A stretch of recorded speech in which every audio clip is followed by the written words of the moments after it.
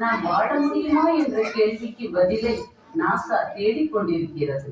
அண்டவெளியில் நாம் மட்டும்தான் வாழ்கின்றோமோ என்ற கேள்வி நமக்குள் உள்ளது. நாம் பூமியிலிருந்து இரவில் ஆகாயத்தை பார்க்கும் போது பல 100 கோடி விண்மீன்கள் உள்ள பால்வெளி அண்டத்தை காண முடிகிறது. அத்தகைய விண்மீன்களில் ஒன்றுதான் நம்முடைய சூரியன். நம்முடைய சூரிய குடும்பத்தில் 8 கோள்கள் உள்ளன. அதில் ஒரு கோளில் மட்டுமே நாம் வாழ ஏதுவான சூழ்நிலை உள்ளது. அனைத்து உயிரினங்களும் உயிர் வாழ நீர் மிகவும் அவசியமாக உள்ளதால் விஞ்ஞானிகள் எந்த கோளில் திரவ நிலையில் நீர் கிடைக்கிறதோ அந்த கோளினை தங்ககேச கோள் என்று அழைக்கின்றனர். தங்ககேச மங்கை கதையை நாம் படித்துள்ளோம். அந்த கதையில் வரும் சிறுமியால் வெப்பம் அதிகம் உள்ள உணவையும் வெப்பம் குறைவாக உள்ள உணவையும் சாப்பிட இயலவில்லை. வெப்பம் சரியாக உள்ள உணவை மட்டும் சாப்பிட முடிந்தது. பூமிக்கு அருகில் உள்ள வெள்ளிக்கோள் சூரியனில் இருந்து சரியான தொலைவில் உள்ளது. தற்போதுள்ள நிலையில் வெள்ளிக்கோளின் வெப்பநிலை மிகவும் அதிகமாக, அதாவது 900 டிகிரி ஃபாரன்ஹீட் வரை உள்ளதால் அந்த கோளில் நீரினை எந்த நிலையிலும் காணவில்லை. அந்த கோள் முழுவதும் கார்பன் டை ஆக்சைடு அதிகமாக உள்ளதால் நீர் உருவாக்கம் தடைப்படுகிறது. பூமிக்கு அருகில் உள்ள மற்றொரு கோள் செவ்வாய். இது சூரியனிலிருந்து சற்று தொலைவில் குறைந்த அளவு வளிமண்டலத்துடன் உள்ளது. இங்கு உயிர்கள் வாழ்வது சாத்தியமா? ஏனெனில் இங்கு பகல் நேர வெப்பநிலை நமக்கு ஏற்றாற் போல இருந்தாலும் இரவில் -100 டிகிரி ஃபாரன்ஹீட்டுக்கும் குறைவாக உள்ளதால் இங்கு நீர் உறைந்து விடுகிறது. நாசா பல ஆய்வு களங்களை அனுப்பியுள்ளது. உதாரணமாக 2013ஆம் ஆண்டு கியூரியாசிட்டி விண்கலன் செவ்வாய் கோளில் இருந்து எடுத்து வந்த பாறைகளில் நீர் மூலக்கூறுகள் இருப்பது கண்டுபிடிக்கப்பட்டது. அங்குள்ள பண்டைய ஏரியில் இருந்து எடுத்து வரப்பட்ட கற்களில் உயிர் தோற்றத்திற்கான அங்கக வேதி மூலக்கூறுகள் உள்ளதாகவும் கண்டறியப்பட்டது. செவ்வாயில் உயிரினங்கள் வாழ தேவையான சூழ்நிலைகள் உள்ளனவா? பூமி சூரிய குடும்பத்தில் 3வது கோளாகும். பூமியில் உள்ள நிலப்பரப்பு பச்சை மற்றும் பழுப்பு வண்ணத்திலும், கடல் நீல நிறத்திலும், மேகங்கள் வெண்மை நிறத்திலும் காணப்படுகிறது.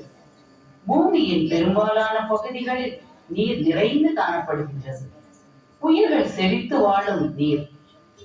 பூமி ஒரு தங்ககேச மங்கைக்கோள் ஆகும். பூமி சூரியனில் இருந்து சரியான தொலைவில் உள்ளதால் இங்கு நீர் திரவ நிலையிலும் உயிரினங்கள் வாழ்வதற்கு தேவையான வேதி மூலக்கூறுகளும் ஆற்றலும் கிடைக்கிறது. நம்முடைய பூமியின் வளிமண்டலம் ஒரு வெப்பம் கடத்தா பொருளாக செயல்படுகிறது.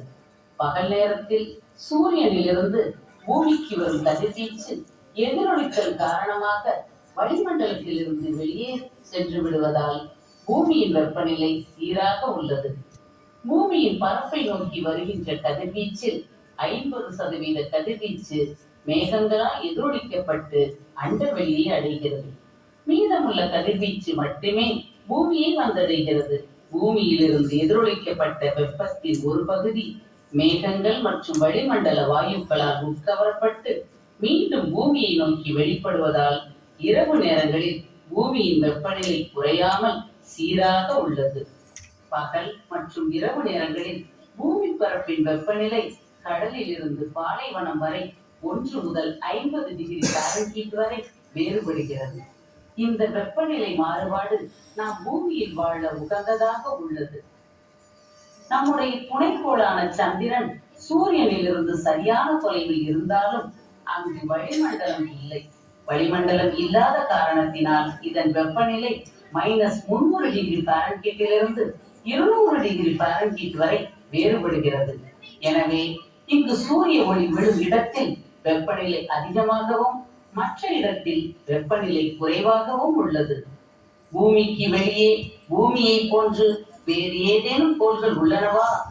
இதனை அறிய நமது சூரிய குடும்பத்தையும் மற்ற இடங்களையும் நாசா தொடர்ந்து ஆராய்ந்து வருகிறது. கோள்களை கொண்ட மற்ற விண்மீன்களை எக்ஸோ பிளானட் என்று அழைக்கிறோம். தங்ககேசமங்கை பகுதியில் மட்டுமே நாம் வாழ்வதற்கு தேவையான நீரும் சூழ்நிலையும் அமைந்துள்ளது. தற்போது விஞ்ஞானிகள் தொலைநோக்கி மூலமாக பால்வெளியை ஆராய்ந்து ஆயிரக்கணக்கான எக்ஸோ பிளானட் இருப்பதை கண்டறிந்துள்ளனர். மற்ற கோளை பற்றி பல ஆய்வுகள் மேற்கொண்டாலும் நாசா நவீன கருவிகள் மற்றும் செயற்கைக்கோள்கள் கொண்டு பூமியை மேலும் ஆய்வு செய்கிறது.